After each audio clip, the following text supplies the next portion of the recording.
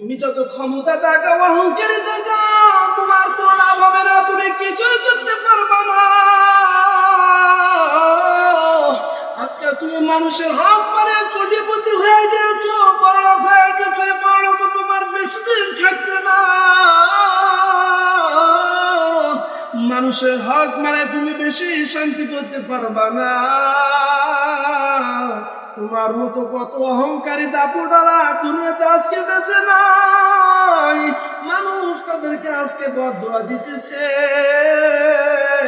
এই মুসলমান এই দুনিয়াতে অহংকারীর জায়গা নয়।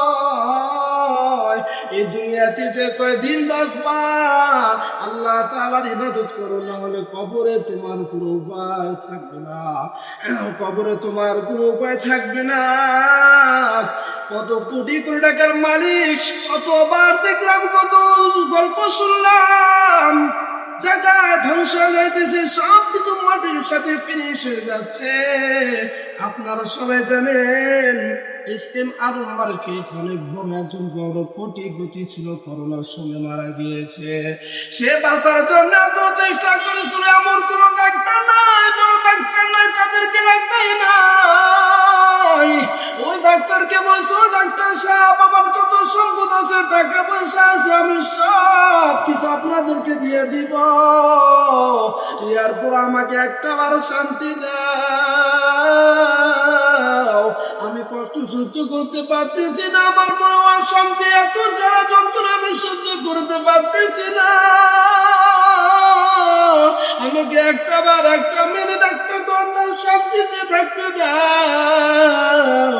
কত টাকা লাগবে, পয়সা লাগবে, সব নিয়ে যাও, এরপর আমাকে একটু শান্তিতে থাকার ব্যবস্থা করে দাও।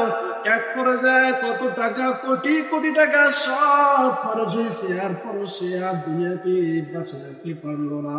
এখান থেকে বোঝা গেল এই দুনিয়াতে থাকা যাবে না।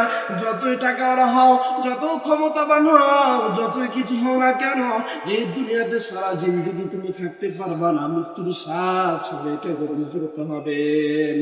এই মৃত্যু থেকে কেউ রক্ষা পাইবা না।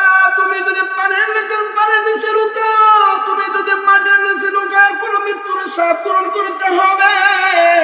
এরপর তুমি মৃত্যু থেকে রক্ষা পাইবা না। কবরে যাওয়ার জন্য যা যা প্রস্তুত করা দরকার সব কিছু আয়োজন করে নেয়।